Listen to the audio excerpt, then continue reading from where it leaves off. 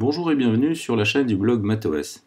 Cette vidéo propose une étude élémentaire des racines de l'unité, c'est-à-dire des nombres complexes dont une puissance est égale à 1. Certains aspects plus fins de cette question seront abordés dans une autre vidéo consacrée au même thème. Avant d'aborder ce qui va suivre, vous devez avoir les idées claires sur ce qu'est un nombre complexe, les notions de parties réelles et imaginaires, de conjugués, de modules et d'arguments.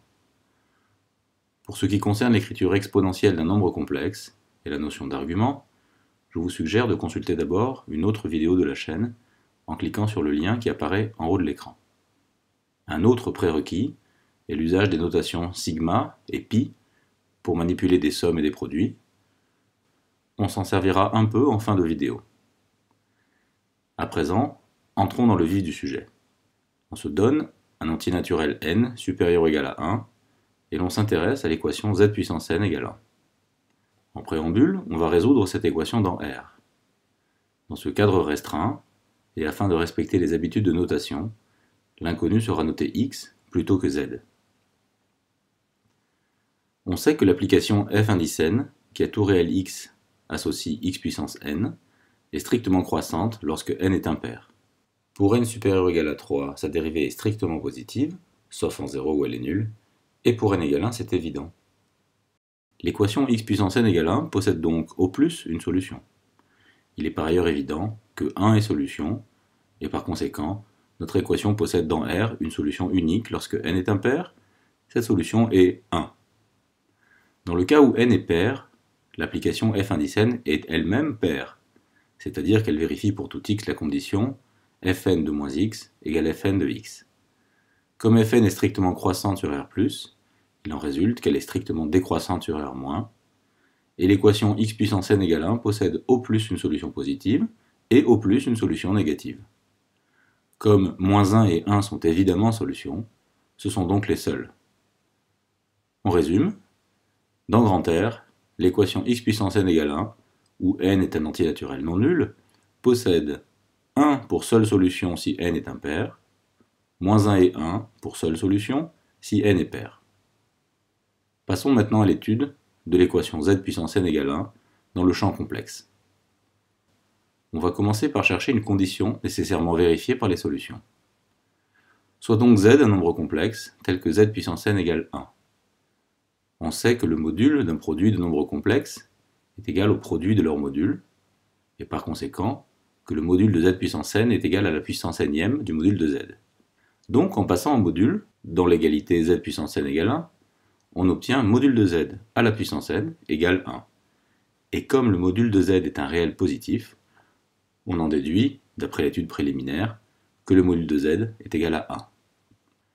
Ensuite, comme tout nombre complexe de module 1, il est possible d'écrire z sous la forme e puissance iθ pour un certain θ dans l'intervalle semi-ouvert 0 de pi.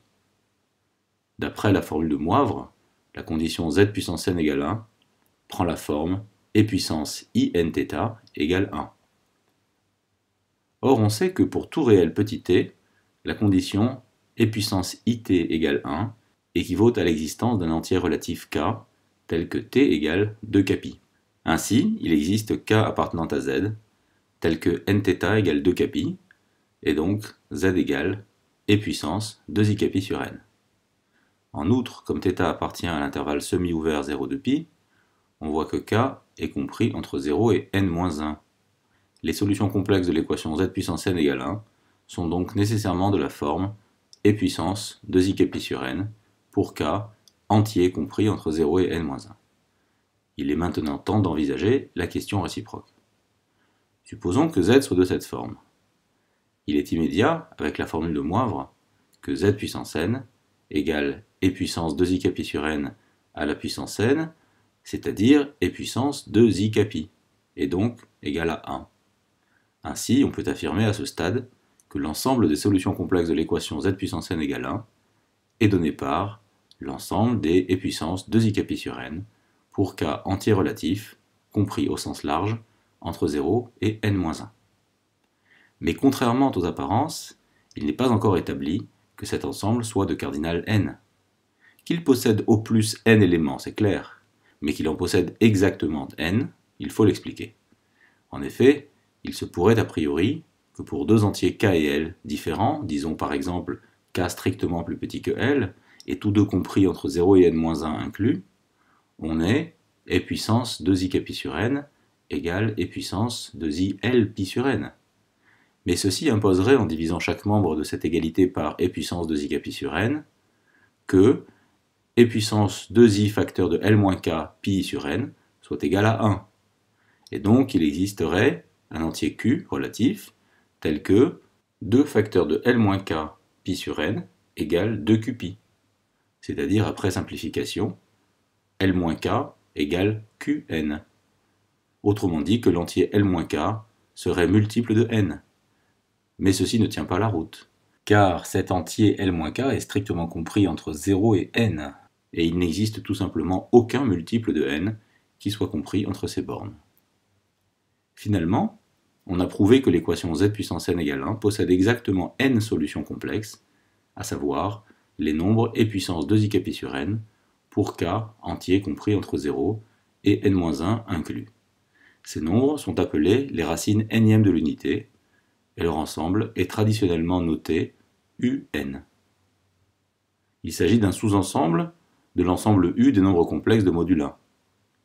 En fait, un est un peu mieux qu'un vulgaire sous-ensemble, c'est un sous-groupe de U, pour la multiplication des nombres complexes bien sûr. En effet, il est évident que 1, l'élément neutre du groupe U, appartient à un, et que un est stable par produit, et aussi par passage à l'inverse. Ajoutons encore que le groupe un est cyclique, c'est-à-dire qu'il possède des générateurs.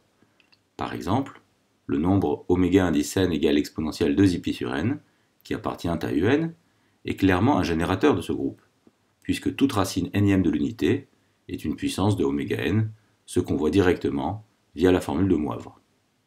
Il est important, comme toujours, de se faire une image mentale correcte des objets mathématiques qu'on étudie.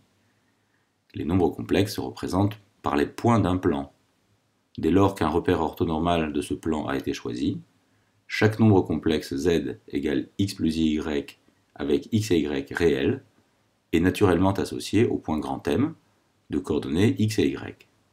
On dit que grand M est l'image de z et que z est la fixe de M.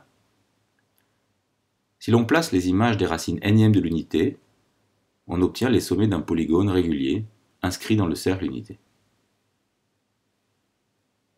On le voit ici pour n égale 3, pour n égale 4, pour n égale 5, le voici pour n égale 6, et ainsi de suite. Et voici le polygone en question pour n égale 50. Ces dessins successifs suggèrent que la suite des ensembles UN converge, en un sens à préciser mais intuitif, vers un ensemble limite qui n'est autre que le cercle unité tout entier. Mais la preuve de ceci est une autre histoire. Terminons cette vidéo en calculant la somme et le produit des racines nièmes de l'unité. Notons, pour tout entier n supérieur ou égal à 1, grand S indice n égale à la somme des racines nièmes de l'unité, c'est-à-dire la somme pour k de 0 à n-1 des exponentielles de 2i pi sur n. Si n égale 1, cette somme est égale à 1, puisqu'elle ne comporte qu'un seul terme, qui vaut précisément 1. Et si n est supérieur ou égal à 2, on reconnaît, toujours grâce à la formule de Moivre, une somme géométrique de raisons e puissance 2i pi sur n, raison qui est différente de 1 puisque n vaut au moins 2, et on peut donc appliquer la formule habituelle pour ce type de somme, ce qui donne Sn égale 1 moins exponentielle 2i pi sur n à la puissance n sur 1 moins exponentielle 2i pi sur n. Le numérateur de cette fraction est égal à 1 moins exponentielle 2i pi, et il vaut donc 0.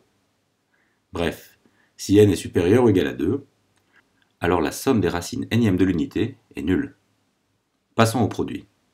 Notons, pour tout entier n supérieur ou égal à 1, grand P indice n égale au produit des racines nièmes de l'unité, c'est-à-dire le produit pour k variant de 0 à n-1 des exponentielles de 2i pi sur n. On sait que pour tout couple AB de réels, le produit de l'exponentielle de IA par l'exponentielle de IB est égal à l'exponentielle de I facteur de A plus B. Ceci résulte immédiatement des formules d'addition pour le cosinus et le sinus et je vous renvoie à cet égard à la vidéo consacrée à la forme exponentielle des nombres complexes. Donc Pn est égal à l'exponentielle de i que multiplie la somme des 2kπ sur n pour k compris entre 0 et n-1, c'est-à-dire l'exponentielle de 2i sur n que multiplie la somme des entiers de 0 à n-1, somme qui est égale à n facteur de n-1 sur 2. Il nous reste donc que Pn est égal à l'exponentielle de i facteur de n-1, c'est-à-dire moins 1 puissance n-1. Résumons, la somme des racines n de l'unité est nulle, attention seulement si n est supérieur ou égal à 2, et leur produit est égal à moins 1 puissance n-1, c'est-à-dire à 1 si n est impair, et moins 1 sinon.